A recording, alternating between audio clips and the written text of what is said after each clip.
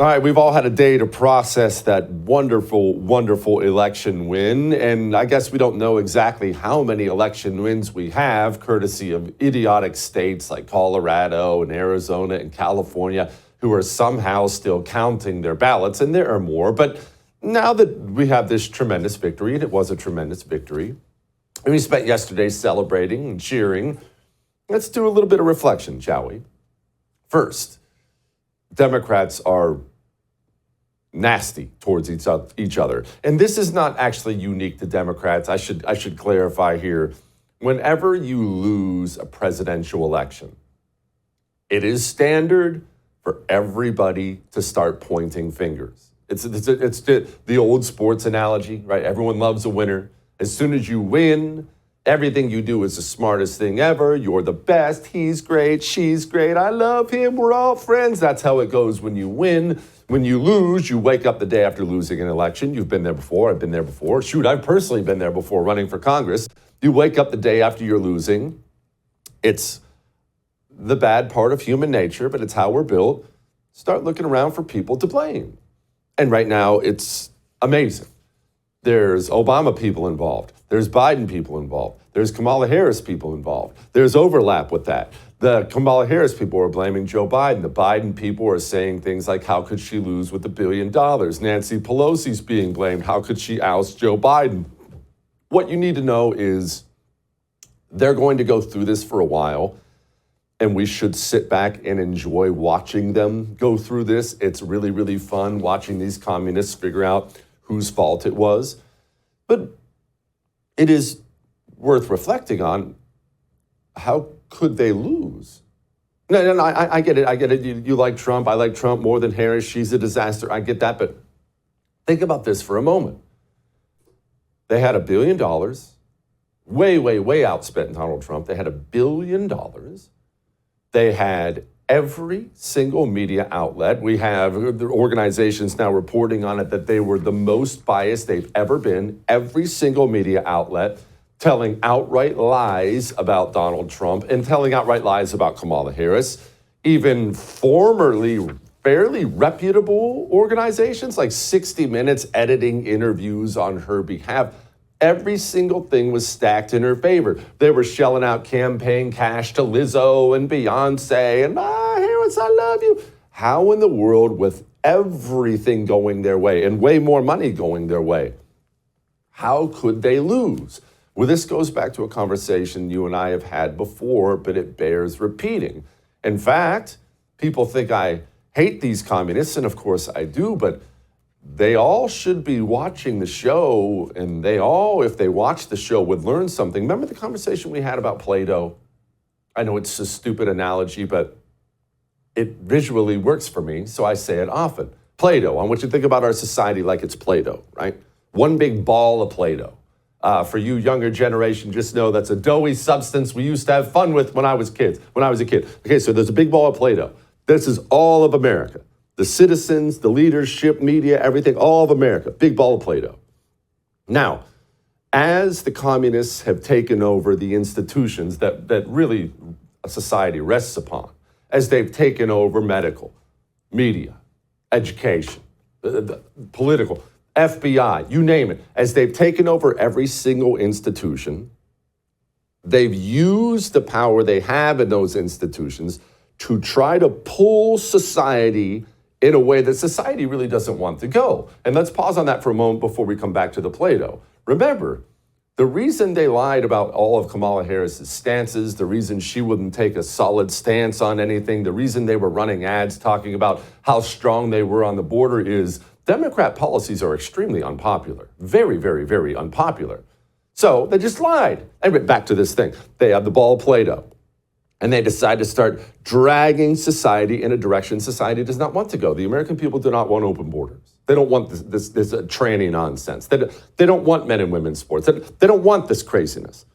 But they're trying to drag society there. But like I said, it's Play-Doh.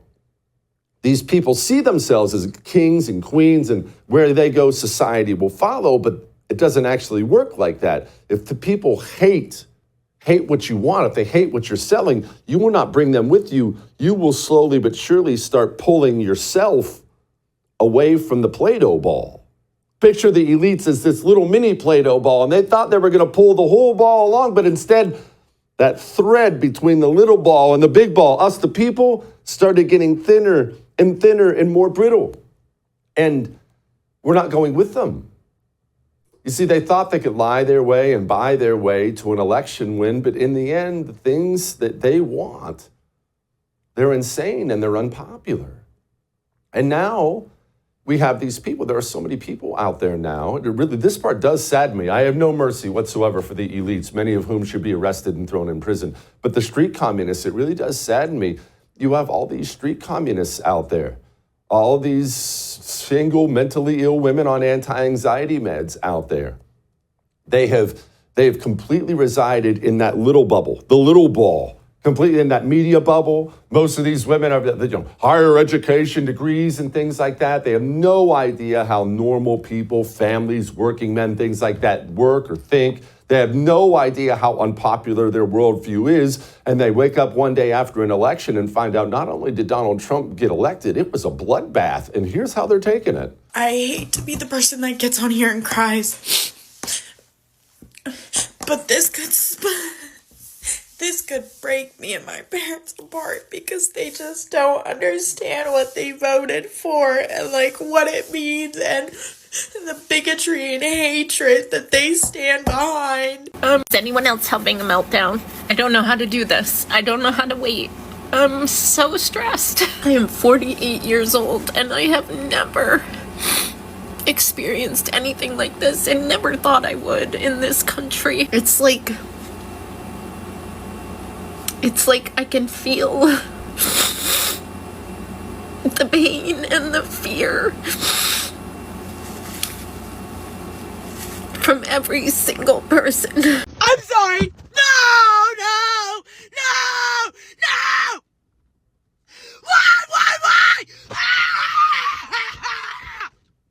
Why? Why? Do you really hate me that bad? You can mock them, and I do. It's fine if you do.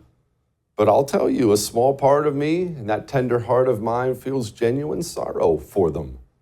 They are in a bubble. They are in a world of make-believe, and they don't know it. And they're mentally ill.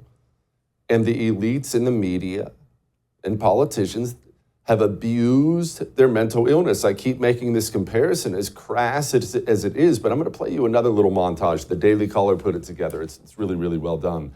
But what you're about to see in this montage is not just ridiculous or hypocritical or biased or anything like that. In my opinion, it's deeply evil. As evil as, did you ever have special needs kids in your high school? We always did. I went to public school. And obviously those are wonderful people.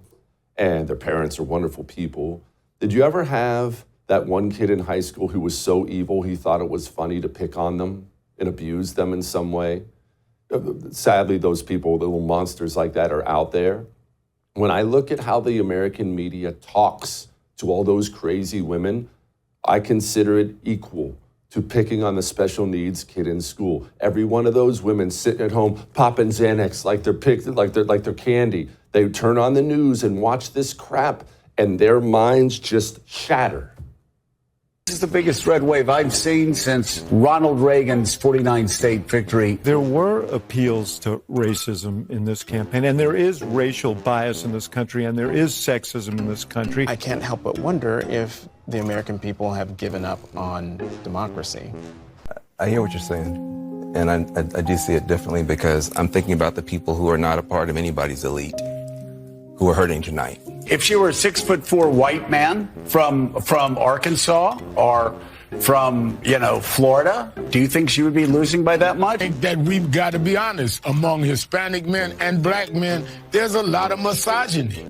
There are African-American women who know a little bit about being talked down to and know a little bit about having their economic dreams crushed, who tried to dream a big dream over the past couple of months. People who said that he was a Hitler lover weren't Democrats, they were Republicans. People who said that he was a fascist weren't Democrats, they were Republicans who worked for him. You can mock that media bias, but that's abuse. That's abuse of every one of those women sitting at home watching that stuff, and then an election day happens. It's abuse and it's wrong. It's freaking evil.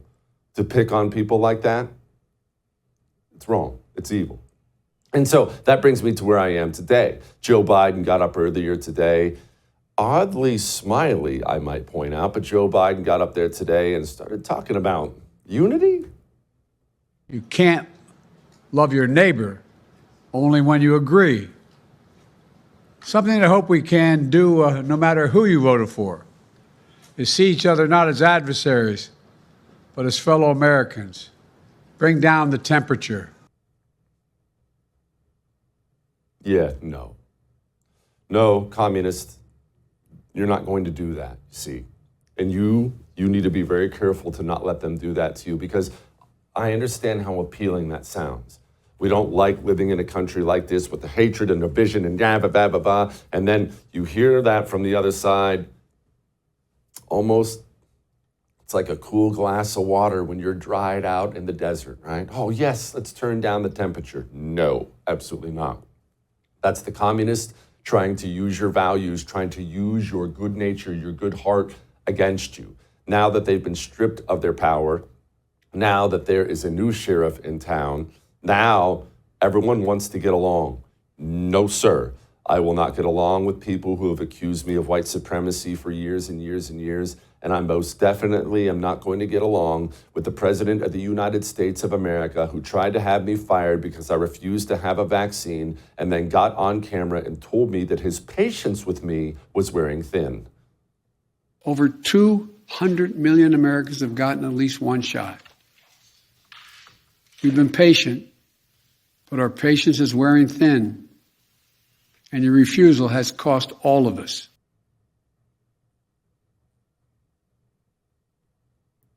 Turn down the temperature? Unify? No, sir. We are enemies now, and I'm not going to hear any of this unity talk from people who have proven over and over again they hate my guts. You'll have to forgive me if I consider it a manipulation tactic so we go easy on them. No. All that may have made you uncomfortable, but I am right. I would thank you for coming to my YouTube channel, but I know how brilliant it is, and I know you love it here. So subscribe and watch. We're going to start really ramping things up and putting some funny stuff, some interesting stuff out there, some collaborations. Either way, my YouTube channel is officially the place to be. So stick around.